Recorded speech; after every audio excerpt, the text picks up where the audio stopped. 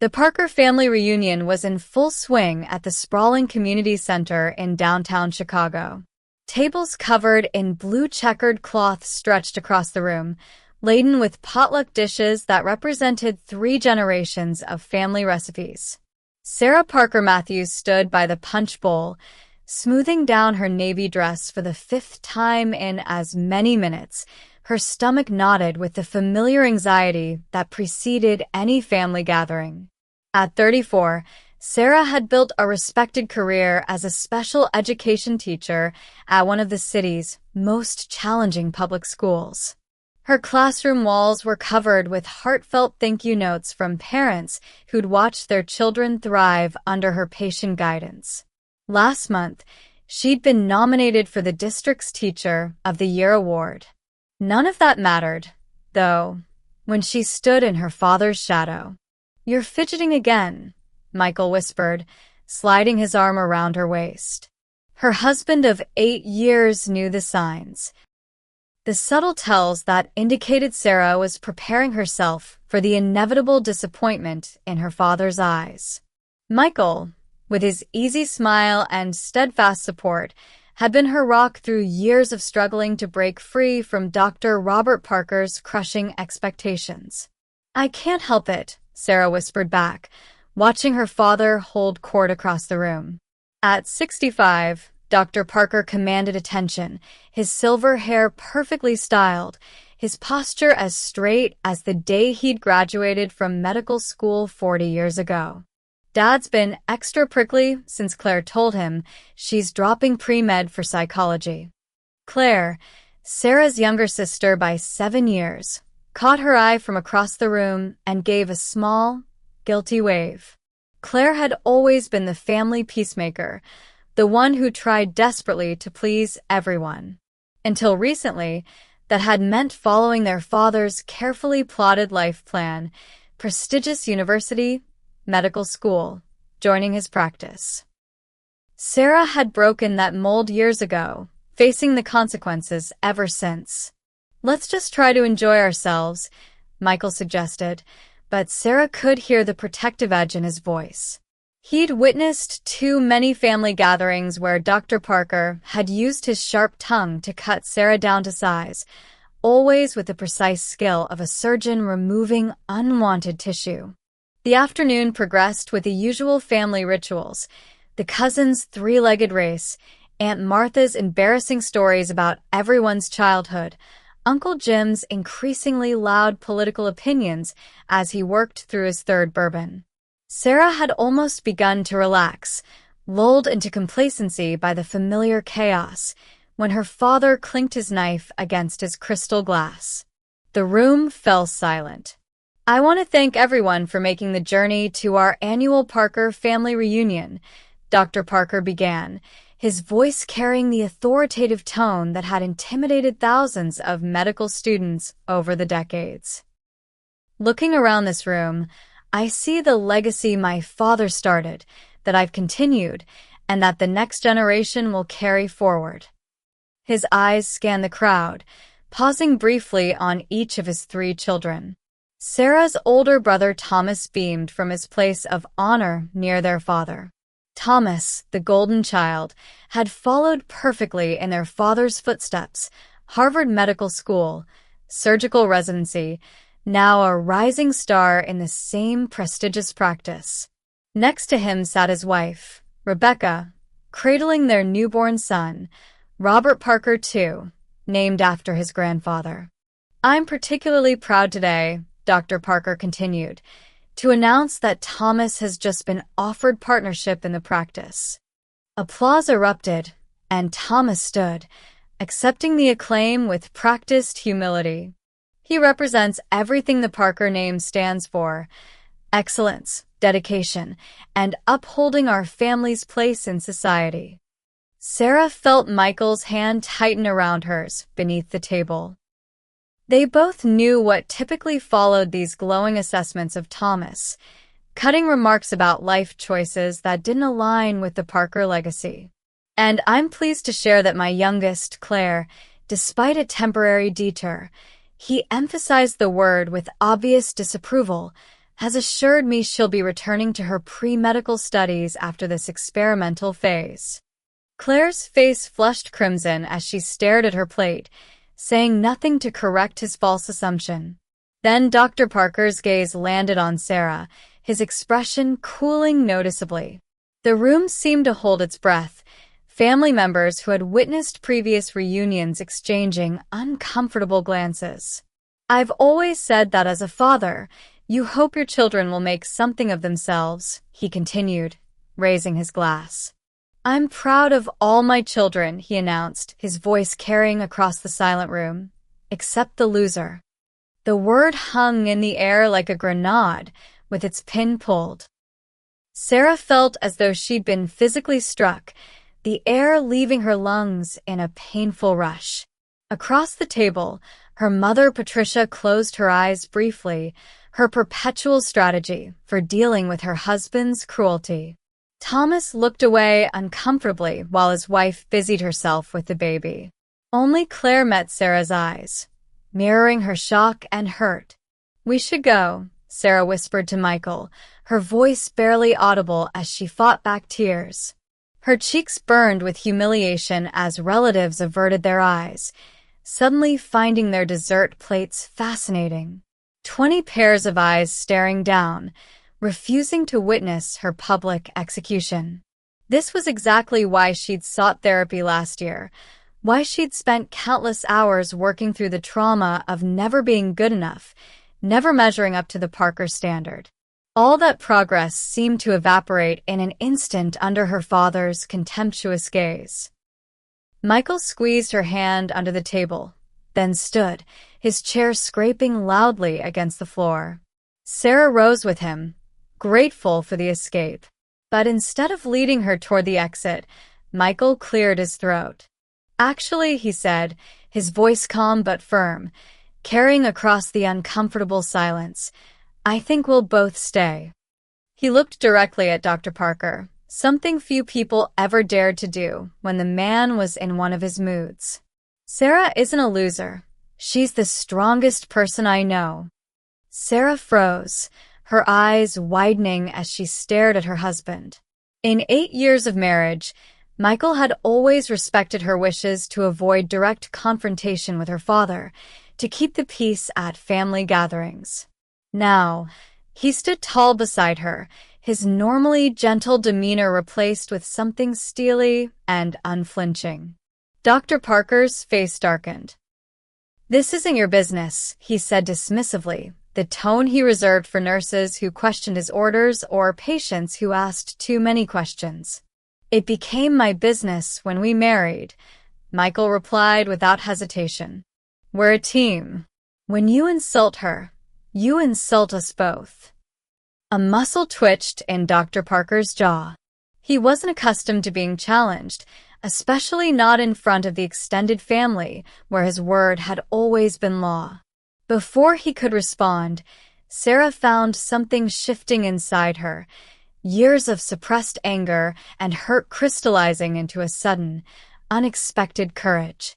"Dad," she said, her voice stronger than she expected, "I've spent years trying to earn your approval, but I realize now that I don't need it." She felt Michael's reassuring presence beside her as she continued, "I'm proud of who I am and the life we've built together." The silence that followed was deafening, broken only when a chair scraped back on the other side of the room. Claire stood, her slender frame shaking slightly, but her chin raised in defiance. "I'm proud of Sarah too," she announced, moving across the room to stand beside her sister. "She's changing lives every day with her work, even if you can't see it." The reunion didn't immediately dissolve into chaos as Sarah had feared. Instead, a strange, silent shift occurred. Dr. Parker retreated to the corner with his loyal supporters, Thomas, a couple of older uncles who shared his traditional values, and Patricia, who followed her husband like a shadow born of 40 years of practiced obedience. The rest of the family continued with the festivities, but something had changed. Cousin Emily, who had barely spoken to Sarah at previous gatherings, came over with a plate of her famous chocolate cake. "I've always wanted to ask about your work with special needs kids," she said quietly.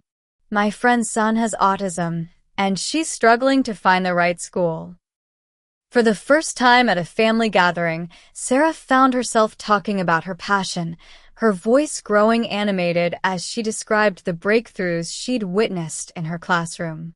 Two of her younger cousins, both in college and unsure about their futures, listened intently as she described the rewards of choosing a path based on personal fulfillment rather than external expectations. "I had no idea you loved your work so much," her Aunt Judith commented, eyeing Dr. Parker across the room. "Robert always made it sound like you were just passing time until something better came along." "That's because anything less than following his precise blueprint feels like failure to him," Sarah replied, surprised by her own candor. The weight that had pressed on her chest for years felt incrementally lighter with each honest word she spoke. As the reunion wound down, Claire pulled Sarah and Michael aside. "Can we talk tomorrow? There's something I need to tell you both." Her eyes were red-rimmed but determined. Sarah nodded, recognizing the look of someone who had made a difficult decision. That night, in their cozy apartment overlooking Lincoln Park, Sarah sat on their small balcony, watching the city lights shimmer across the water. "I can't believe you did that," she said as Michael handed her a glass of wine. "You've never confronted Dad before." Michael settled into the chair beside her. "I've wanted to for 8 years, he admitted. "Every time I've watched him dismiss your achievements, every time I've seen that look in your eyes when he compares you to Thomas." He shook his head. "But you always asked me not to rock the boat." "What changed?" Sarah asked, genuinely curious. Michael was quiet for a moment. "Last month, when you got that letter from Jason's parents, you remember, the nonverbal boy who finally communicated with his mother after your year of work with him?" When Sarah nodded, he continued, "You cried when you read it. You told me it was the most meaningful moment of your career. Then the next day, when you mentioned it to your father on the phone, he changed the subject to Thomas's latest publication." Michael's voice grew fierce. "I watched something die in your eyes, Sarah. Again. And I promised myself I wouldn't stand by silently the next time." Sarah leaned her head against his shoulder, tears slipping down her cheeks. "I've spent my whole life trying to make him see me, really see me," she whispered. "Even knowing it was impossible, I kept trying." "Your father's blindness is his loss," Michael said firmly. "But I need you to understand something." He turned to face her, his expression serious. "That moment today, when you stood up for yourself, that wasn't just about telling your father off. It was about claiming your worth out loud, in front of everyone. I saw something in you that's been waiting to break free for years." Sarah thought about his words as they prepared for bed. The confrontation had been terrifying but also liberating. For the first time, she'd spoken her truth without apologizing for it. And Claire had stood with her, sweet, compliant Claire, who had never defied their father before. The next morning, Claire arrived at their apartment carrying 3 coffees and a bag of pastries from their favorite bakery. Her eyes were puffy from what had clearly been a night with little sleep, but there was a new resolution in her expression as she settled on their sofa. "I'm not going back to pre-med," she announced without preamble. "Dad's been telling everyone I'm just taking a break, but I formally changed my major last semester. I'm staying with psychology, and I've applied for a research assistant position in the child development lab." Sarah blinked, processing this information. Wow, Claire. Does Dad know? Really know?" Claire shook her head. "Every time I try to tell him, he talks over me, tells me I'm confused, that I'll come to my senses." She took a shaky breath. "But seeing you stand up to him yesterday, both of you, it made me realize I can't keep living my life for his approval. I'm 27 years old, and I've never made a single major life decision based on what I actually want. Michael, who had been quietly listening, leaned forward. What happened with you two? He asked. Sarah's told me bits and pieces, but I've always sensed there's more to the story of how your family works. Claire and Sarah exchanged glances, years of shared history passing between them. Dad wasn't always this controlling. Claire began slowly. At least, that's not how I remember him from when we were very young. The change happened after Grandpa died. Sarah continued, the memories flooding back. I was 12, Claire was just 5. Dad inherited the medical practice, and suddenly there was this weight of legacy on him. Grandpa had been this towering figure in Chicago medicine, pioneering surgical techniques, serving on hospital boards. Dad had always worked in his shadow. Claire nodded. Once he became the head of the Parker medical dynasty, it was like he absorbed all of Grandpa's rigidity, but none of his occasional warmth. Everything became about upholding the family name, continuing the legacy. Thomas was already showing interest in science and medicine, Sarah added. He naturally fell into the role of heir apparent. I was the artistic one, always with my nose in a book or working on some creative project. And I was just the baby, Claire said with a sad smile. The one everyone protected, especially Sarah. She reached for her sister's hand. You don't even realize how many times you drew Dad's fire away from me. When I would mess up, you'd somehow maneuver yourself into his line of sight. Sarah hadn't thought about those moments in years. The times she'd deliberately mentioned her less-than-perfect grades when Claire had struggled with a subject, the way she'd create small disruptions when she sensed Claire was about to face their father's disappointment. It was instinct, she said quietly. You were so small, and his disapproval was so crushing. It was more than instinct, Claire insisted. It was courage. The same courage you showed yesterday. She squeezed Sarah's hand. Do you remember my 10th birthday? When Dad had promised to take us to the Science Museum, but then Thomas came home with news about being accepted to that prestigious summer program. Sarah nodded slowly. The memory was hazy, but it began to crystallize as Claire spoke.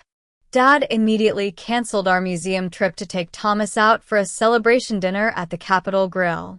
You found me crying in my room, and instead of just comforting me, you marched into Dad's study. Claire's eyes grew bright with unshed tears. You were 15, but you stood in front of his massive desk and told him it wasn't fair to break promises, that my birthday mattered too. Michael listened, his expression softening as he watched the sisters reconnect with their shared history. He grounded me for 2 weeks for insubordination, Sarah remembered with a bitter laugh. But the next day, Claire continued, you somehow convinced Mom to let you use your babysitting money to take me to the museum yourself. You spent your entire savings on the special exhibits, the IMAX movie, and lunch at the fancy cafe I wanted to try. The memory flooded back completely. You were wearing that ridiculous planet headband, Sarah said, smiling at the image, with Saturn's rings sticking out from the side of your head. That was the best birthday I ever had, Claire said softly, because someone put me first. You've always done that, Sarah. Put others first. Your students, me, even Mom when Dad's in one of his moods. The only person you never stand up for is yourself. Michael cleared his throat. Until yesterday. Until yesterday, Claire agreed. And seeing you do that, finally, gave me the courage to do the same. She straightened her shoulders. I've already emailed Professor Lindstrom about the research position. I'm telling Dad tonight that psychology isn't a phase, it's my career choice. And I'm prepared for him to cut me off financially, if that's his response. Sarah felt a strange mixture of pride and concern. Claire, are you sure? Your apartment, your tuition? "I've been saving," Claire interrupted. "Working extra shifts at the campus bookstore, tutoring on the side. I can make it work. And honestly, even if it's hard, it'll be worth it to finally live authentically." As Claire left their apartment that afternoon, Sarah felt something shift inside her. The realization that her small act of defiance had created ripples beyond her own relationship with their father. For years, she'd tried to protect Claire from Dr. Parker's disapproval, but in doing so, had she also been modeling acceptance of his behavior? The weeks following the family reunion unfolded with the tension of a slowly tightening wire. Dr. Parker attempted to reassert control through his most reliable tactics. First, icy silence, then strategic barbs delivered via their mother in seemingly innocent phone calls. "Your father's blood pressure has been so high lately," Patricia mentioned during their weekly call. "The doctor says he needs to avoid stress. Family stress, specifically." The implication was clear. Sarah and Claire's defiance was literally harming their father's health. Sarah had fallen for this manipulation many times before, immediately backpedaling to smooth things over. This time, she paused before responding. "I'm sorry to hear Dad's not feeling well," she said carefully. "Has his doctor suggested he try therapy?" Studies show that learning healthier communication patterns can significantly reduce stress responses. The stunned silence on the other end of the line was followed by a hasty excuse to end the call. Michael, who had been pretending not to eavesdrop from the kitchen, gave her a subtle thumbs up. Claire faced even more direct pressure. After informing their father about her permanent switch to psychology, she'd been subjected to a 3-hour lecture on family obligation and wasted potential, culminating in Dr. Parker's threat to stop paying for her graduate education. He actually said I'd end up another overqualified barista with crushing student debt, Claire reported during their now regular Sunday brunches at Sarah and Michael's apartment. Then he showed me Thomas's first-year salary contract, as if that would change my mind. "What did you do?" Sarah asked, both concerned and curious about her sister's response. Claire smiled, a hint of mischief in her expression. "I thanked him for caring about my future, then showed him the statistics on job satisfaction and burnout rates among physicians versus psychologists. And when he started to talk over me, I just stood up and said, 'I've made my decision, Dad. I love you, but I need you to respect it.'" Michael whistled low. "How'd that go over?" "About as well as you'd expect," Claire admitted. "He's cut my tuition payments. But I meant what I said. I've got savings and the research ing Claire their spare bedroom if things got too difficult financially, but they sensed she needed to handle this challenge on her own terms. The real test came 3 weeks later at Thomas's baby's christening. The event was smaller than the reunion, but no less fraught with family politics. Dr. Parker had arranged everything at the city's most exclusive Episcopal church, followed by a reception at the Chicago Club, all designed to showcase the Parker family's social standing. Sarah and Michael arrived early, hoping to secure seats that would allow for a quick exit if necessary. As they entered the church, Sarah spotted her mother directing the florist with uncharacteristic assertiveness, Patricia's way of channeling her anxiety into actionable tasks. "Sarah." "Michael." Patricia's voice carried a forced brightness as she hurried over to them. "I wasn't sure you'd come." The unspoken question hung between them. Would they maintain the fragile peace for Thomas's sake? "Of course we came," Sarah replied, kissing her mother's cheek. "It's an important day for Thomas and Rebecca." Patricia nodded, relief evident in her expression. "Your father is in the vestry with Thomas and the baby. She hesitated. "He's hoping today goes smoothly." Michael squeezed Sarah's hand imperceptibly, their silent code that she didn't need to take responsibility for her father's emotional state. "We're all hoping for that," Sarah replied diplomatically. The christening itself was mercifully brief, the ancient rituals providing a script that required no improvisation from the family. Baby Robert II wailed appropriately when the cold water touched his forehead, then settled quickly in his mother's arms. Dr. Parker beamed with undisguised pride as the priest spoke of legacy and tradition, values passed from one generation to the next. It was during the reception that the careful choreography began to falter. Dr. Parker, loosened by his second Macallan, began holding court near the ornate fireplace. Sarah, standing across the room with Claire, felt her sister tense beside her as their father's voice carried over the polite conversation. 3 generations of Parkers in medicine now, he was saying to an elderly couple Sarah recognized as hospital board members. My father, myself, Thomas, and now little Robert will be the 4th. A true dynasty.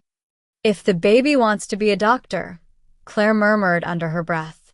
God forbid, he wants to be an artist or musician or anything else not on the approved Parker career list.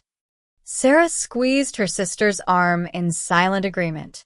They watched as their father continued, his voice growing louder as he warmed to his favorite subject, the Parker legacy. Of course, every family has its challenges, he said, glancing pointedly in their direction. Not everyone has what it takes to uphold the standards we've established. Several guests shifted uncomfortably, sensing the undercurrent of tension. Rebecca, always politically savvy, tried to redirect the conversation by asking one of the older guests about recent renovations to their summer home in Michigan. Dr. Parker, however, wasn't finished. Draining his glass, he continued, Thomas was telling me about a colleague of his, brilliant surgeon, comes from an excellent family. But his siblings, he shook his head dramatically, complete disappointments. One's a perpetual student, jumping from degree to degree, and the other teaches kindergarten or some such thing. The parallel was obvious to everyone in the room. Thomas looked pained, his eyes fixed on the floor. Patricia fluttered nearby, smiling nervously as she tried to signal her husband to change the subject.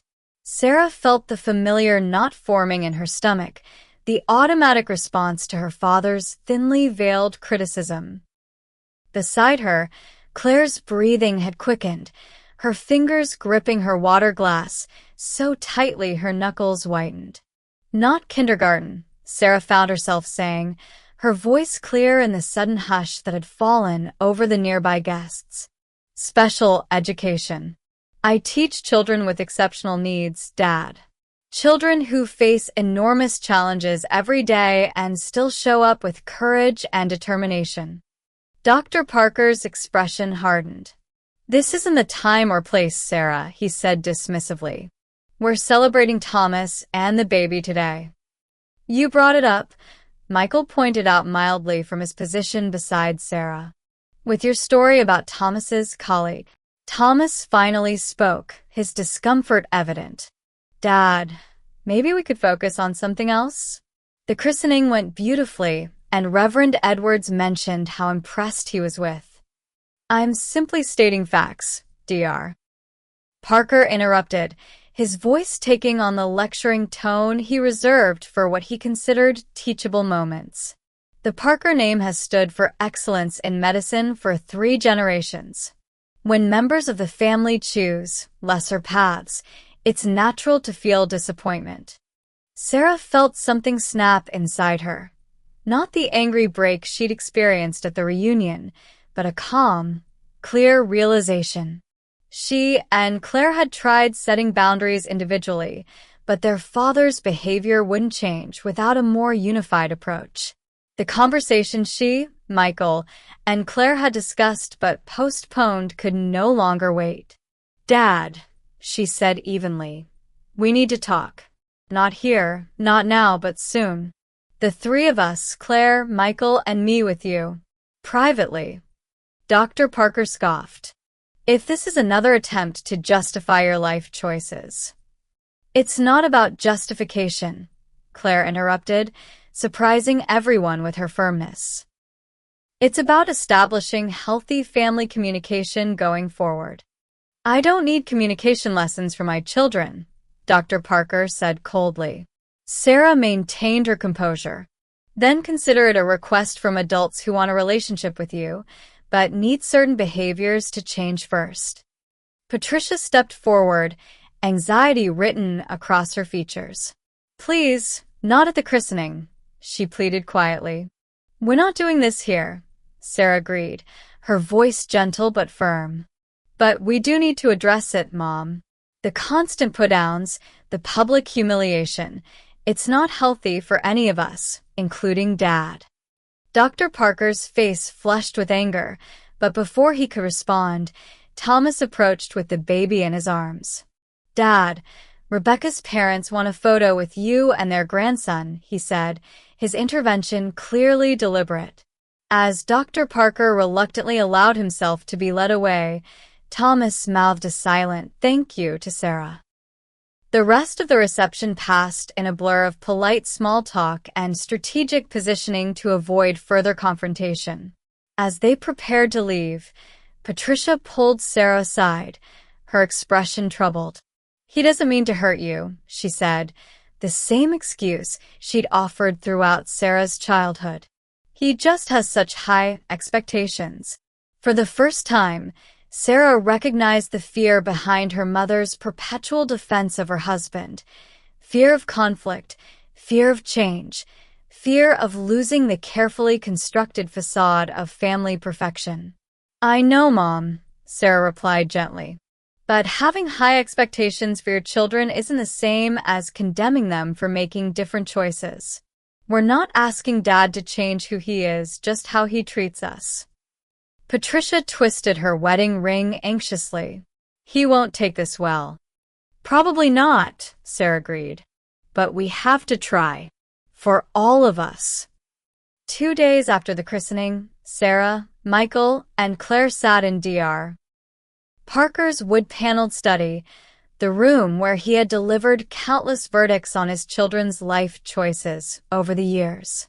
The space itself seemed designed to intimidate.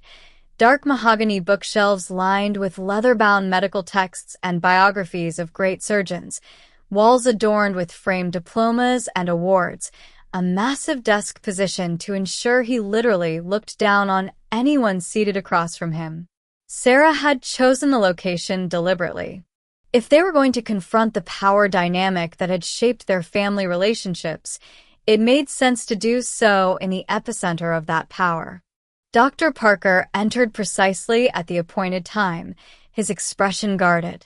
Patricia had made herself scarce, claiming a last-minute bridge club meeting, her usual strategy for avoiding difficult family conversations. I have surgery in 3 hours, Dr. Parker announced without greeting, settling into his leather chair. So, whatever intervention you've planned will need to be brief. Michael, who had remained largely silent during previous family confrontations, spoke first. His tone was respectful but firm, the voice he used in his work as a mediator for the city's community relations department. We appreciate you making time to meet with us, he began. We're here because we all value family, and we believe the current pattern of interaction is damaging those family bonds. Dr. Parker's expression remained impassive. If this is about the comments at the christening, it's about a pattern, Claire interrupted gently. The christening, the reunion, countless dinners and holidays over the years. Dad, we respect you as Sarah's father, as our father, she corrected, including herself, but we can't continue to tolerate public humiliation. Humiliation. Dr. Parker repeated, his eyebrows rising. Being honest about my disappointment is hardly humiliation. Sarah leaned forward slightly. When you called me a loser in front of the entire extended family, what would you call that?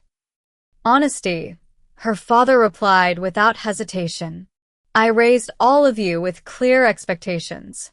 Thomas met them. You and Claire chose not to. Actions have consequences, including disappointment from those who know your potential. Michael maintained his measured tone. There's a difference between privately expressing disappointment and publicly shaming adult children for their career choices. If you have concerns, we can discuss them privately. But the public commentary needs to stop. For a moment, Dr. Parker seemed taken aback by the unified front before him. His gaze shifted from Michael to Claire, lingering briefly on Sarah before focusing on the framed photograph of his own father on the desk, the original Dr. Parker, whose approval he had spent decades trying to secure. "My father," he said after a lengthy pause, "expected excellence from me every day of my life. He never softened his critiques, never coddled me with false praise. That's how you build character, how you push people to achieve their best." "Did that make you feel loved?" Sarah asked quietly. The question hung in the air, uncomfortable and raw. Dr. Parker's expression flickered briefly, something vulnerable passing across his features before the familiar mask of authority returned. "It made me successful," he replied flatly. "It gave me the drive to build on his legacy rather than waste my potential on frivolous pursuits." "Teaching special needs children isn't frivolous," Sarah responded, keeping her voice steady despite the familiar sting of his dismissal. "Neither is psychology," she added, nodding toward Claire.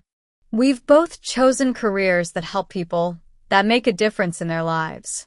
Just not in the way you envisioned." "The point," Michael interjected before Dr. Parker could respond, "is that we're drawing a boundary now. We respect your opinions, but we won't tolerate public criticism or humiliation anymore. If you continue these comments, we'll immediately leave any gathering. We'd rather not see you than continue this pattern." Dr. Parker scoffed. "So you're giving me an ultimatum? Censor myself or you'll walk out." "Dad," Claire said softly, "I love you, but I stand with Sarah and Michael on this.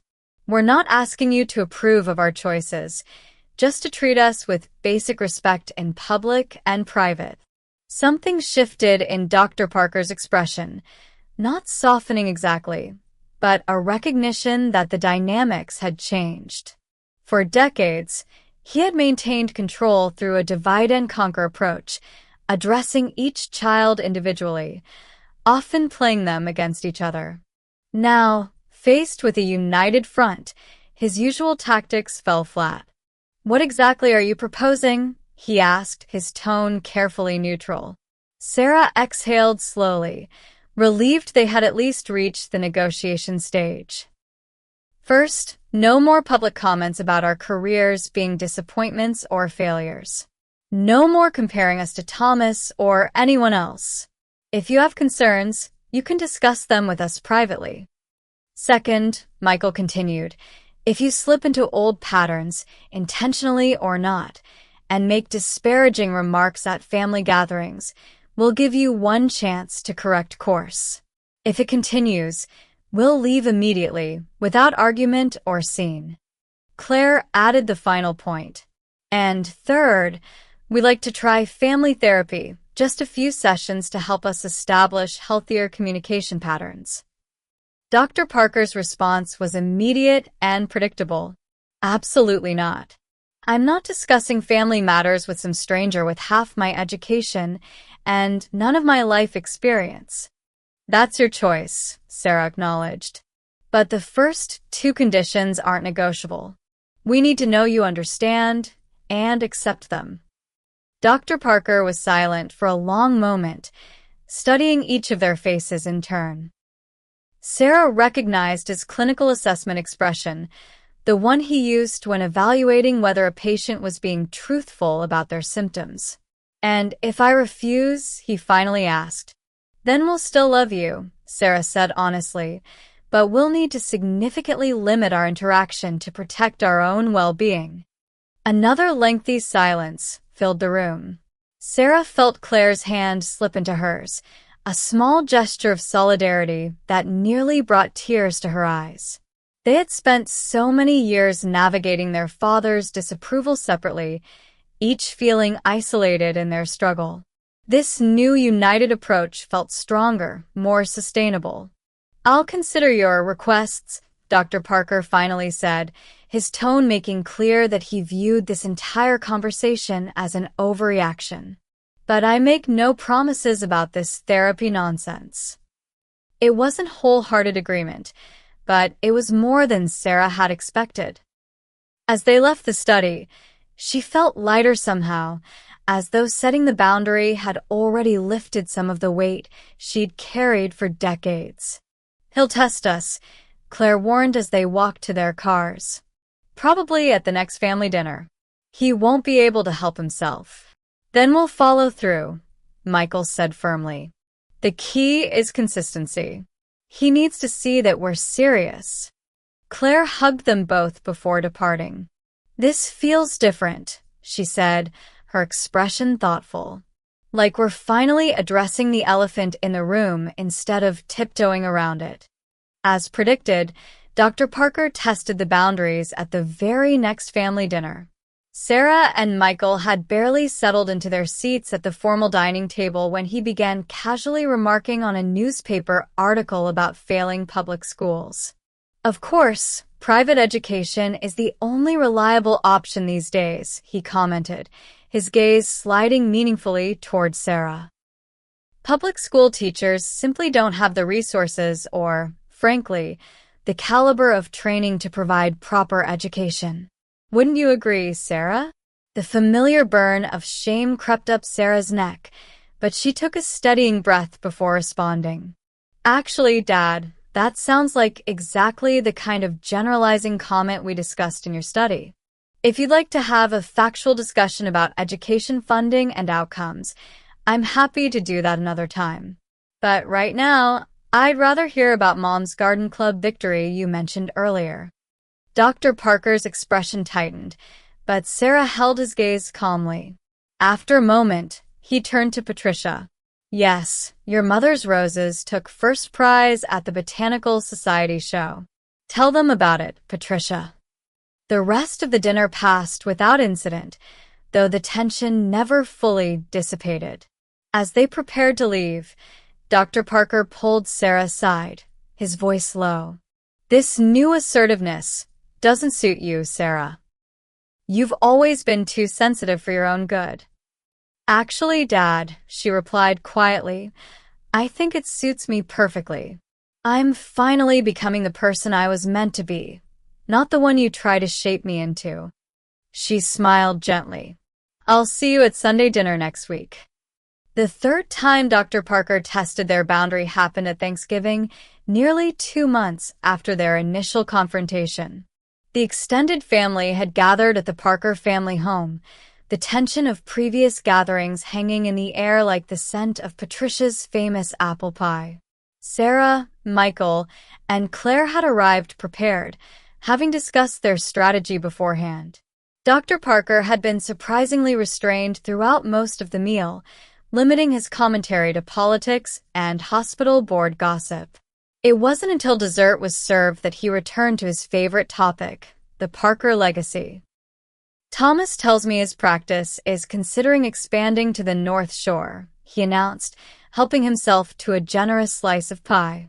"Following in my footsteps again.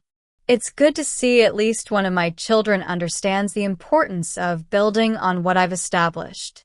Sarah and Claire exchanged glances, but said nothing, allowing the comment to pass as merely self-congratulatory rather than comparative. But Dr. Parker, perhaps emboldened by their silence or the 2 glasses of wine with dinner, continued. "Of course, it's a shame the Parker medical tradition will end with Thomas," he added, his gaze pointedly moving between his daughters. "All those generations of expertise, lost because some people preferred easier paths." The silence that followed was broken by Sarah's chair scraping back. Without a word, she stood, catching Michael's eye. He nodded and rose beside her. Claire, seated across the table, did the same. "What's this?" Dr. Parker demanded, his tone somewhere between incredulous and irritated. "You're leaving over a simple observation?" "This is exactly what we discussed," Sarah replied calmly. "We're not engaging with public criticism of our life choices. We did warn you this would happen." To everyone's surprise, it wasn't just the three of them who stood.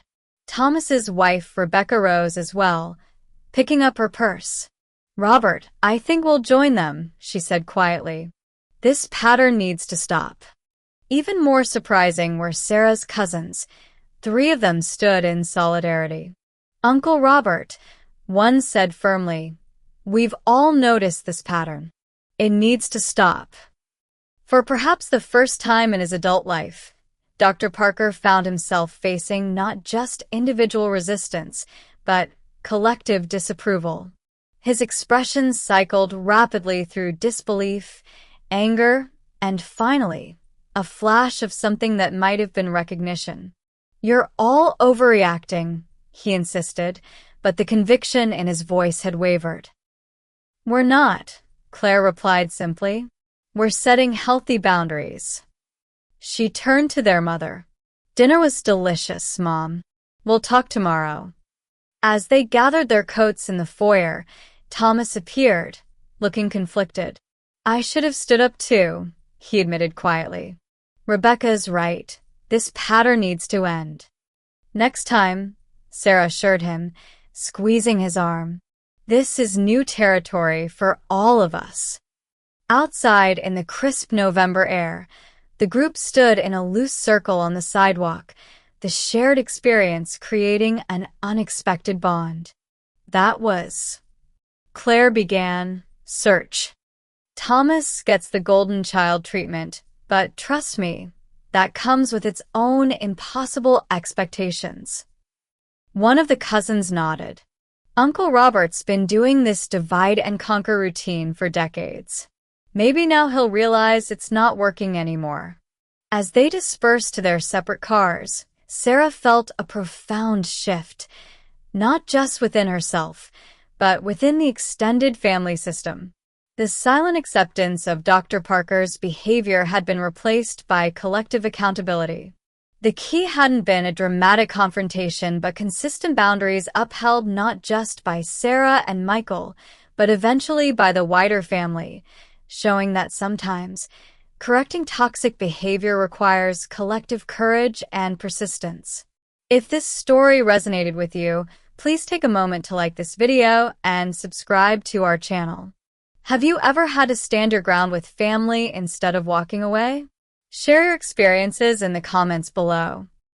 Your story might help someone else find their voice. And if you know someone struggling with toxic family dynamics, share this video with them. Sometimes, seeing our struggles reflected in stories helps us find the courage to create change in our own lives.